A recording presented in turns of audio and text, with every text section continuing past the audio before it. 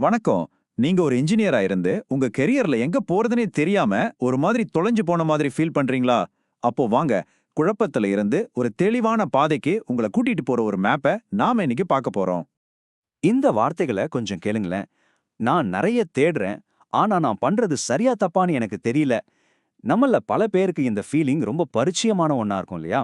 என்ன பண்றதுன்னே தெரியாம சுத்தமா தொலைஞ்சு போன மாரி ஒரு உணர்வு.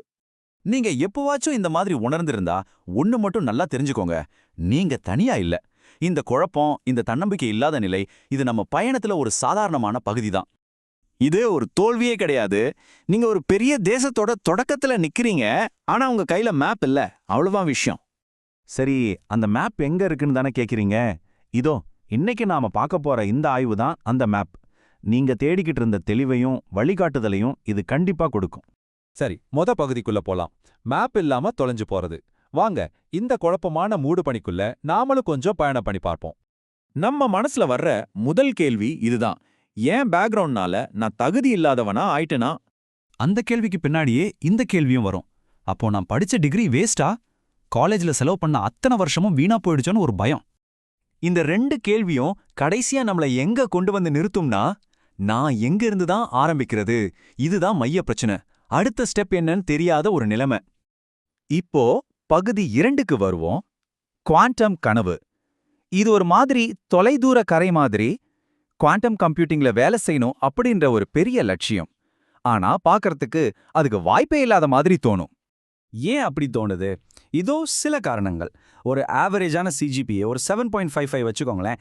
எந்த பேப்பரும் பப்ளிஷ் பண்ணல, ரிசர்ச் எக்ஸ்பீரியன்ஸ் சுத்தமா இல்ல. அது மட்டும் இல்லாம வீட்ல யாரும் படிச்சவங்களும் இல்ல. இதெல்லாம் பார்க்கும்போது பெரிய மலை மாதிரி தெரியுதுல்ல. ஆனா இங்க தான் ஒரு ட்விஸ்ட். அந்த மலை ஒரே மலையே கிடையாது. அதுல பல பாதைகள் இருக்கு. அதுதான் பகுதி 3, குவாண்டத்திற்குள் 3 பாதைகள். வாங்க அந்த ஏரியாவை இப்போ மேப் பண்ணலாம். இப்போ இந்த டேபிள கொஞ்சம் பாருங்க. இது விஷயத்த ரொம்ப அழகா உடைச்சு சொல்லுது. முதல்ல பிசிசிஸ்ட், அவங்களுக்கு பிஹெச்டி வேணும்.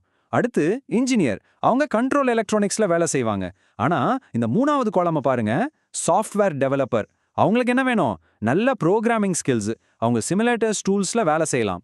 அப்போ ஒரு சாஃப்ட்வேர் பேக்ரவுண்ட் இருக்கிறவங்களுக்கு இதுதானே ஈஸியான வழி? கண்டிப்பா இதுலாம். ஓகே, ஒரு பாதை கண்ணுக்கு தெரிஞ்சிடுச்சு. இப்போ அடியை எப்படி எடுத்து வைக்கிறது? அதுதான் நம்ம பகுதி 4, உங்கள் படிப்படியான திட்டம். வெறும் தியரி பேசி பிரயோஜனம் இல்ல. இப்போ செயல்ல இறங்கலாம். இந்த பிளான் ரொம்ப சிம்பிள். ஸ்டெப் 1, அவசரப்பட்டு உங்க சாஃப்ட்வேர் வேலையை விட்டுடாதீங்க. அது முக்கியம். பைத்தான்ல குறிப்பா நம்பை, சைபைல எக்ஸ்பர்ட் ஆகுங்க. ஸ்டெப் 2, கணக்குல கொஞ்சம் கவனம் செலுத்துங்க. Linear algebra, probability, complex numbers இதெல்லாம் தேவைப்படும். அப்புறம் ஸ்டெப் 3, இப்போ நீங்க குவாண்டம் உலகத்துக்குள்ள நுழைய தயார். ஐபிஎம்மோட கிஸ்கிட் மாதிரி டூல்ஸ், சிமுலேட்டர்ஸ்லேருந்து ஆரம்பிங்க. பாத்தீங்களா எவ்வளோ தெளிவா இருக்குன்னு? இங்க நீங்க ஒரு விஷயத்தை நல்லா புரிஞ்சுக்கணும். உங்க சாஃப்ட்வேர் அனுபவம் ஒரு பலவீனம் கிடையவே கிடையாது. அதுதான் உங்களுடைய மிகப்பெரிய பலம். குவாண்டம் கம்ப்யூட்டிங் துறைக்கு திறமையான புரோகிராமர்கள் ரொம்பவே தேவைப்படுறாங்க. சரி, இப்போ கொஞ்சம் பின்னாடி வந்து ஒரு பெரிய கேள்வியை கேட்போம். பகுதி 5, ஒரு என்ஜினியர்னா உண்மையிலே யாரு? இந்த ஒப்பீடு ரொம்ப முக்கியம். ஒரு சயின்டிஸ்ட் ஏன்னு கேட்பாரு. ஆனா ஒரு இன்ஜினியர் எப்படின்னு கேட்பாரு. சயின்டிஸ்ட் புது விதிகளை கண்டுபிடிப்பாரு. இன்ஜினியர் ஏற்கனவே இருக்கிற விதிகளை பயன்படுத்தி ஒரு விஷயத்தை உருவாக்குவாரு. சயின்டிஸ்ட் அறிவை வெளியிடுவாரு. இன்ஜினியர் வேலை செய்யற ஒரு சிஸ்டத்தை கொடுப்பாரு.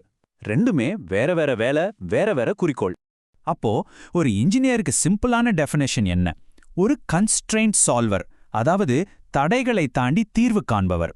நிஜ உலகத்துல இருக்கிற எல்லா தடைகளையும், இயற்பியல் விதிகள், ஹார்ட்வேர் லிமிட்ஸ், பட்ஜெட், நேரம் எல்லாத்தையும் மனசுல வச்சு நம்பகமா வேலை செய்யற ஒரு பொருளையோ சிஸ்டத்தையும் உருவாக்குறவர் தான் இன்ஜினியர். அதுதான் அவரோட முக்கியமான வேலை. இந்த வரிய நல்லா கேளுங்க. நீங்க இன்ஜினியரிங்ல ஃபெயில் ஆகல. ஸ்பெஷலிஸ்டுகளை தேடுற ஒரு மார்க்கெட்ல உங்களுக்கு ஒரு பொதுவான டிகிரி கொடுக்கப்பட்டிருக்கு. தப்பு உங்க மேல இல்ல. படிப்புக்கும் இண்டஸ்ட்ரி தேவைக்கும் நடுவுல இருக்கிற ஒரு கேப் தான் காரணம். இது நம்மள கடைசி பகுதிக்கு கூட்டிட்டு வருது. பகுதி 6, நிபுணத்துவத்தின் சக்தி. உங்களுடைய உண்மையான பாதையை கண்டுபிடிக்க வேண்டிய நேரம் இது. உங்க டிகிரிய ஒரு பெரிய தேசத்தோட மேப் மாதிரி நினைச்சுக்கோங்க. ஆனா கம்பெனிக்காரங்க அந்த மேப்பை மேலோட்டமா பார்த்தவங்கள வேலைக்கு எடுக்க மாட்டாங்க. அந்த மேப்ல இருக்கிற ஒரே ஒரு சின்ன பாதையில ரொம்ப ஆழமா பயணம் செஞ்சவங்கள தான் தேடுவாங்க. அதனால ஸ்பெஷலைசேஷனுங்கிறது ரொம்ப ரொம்ப முக்கியம்.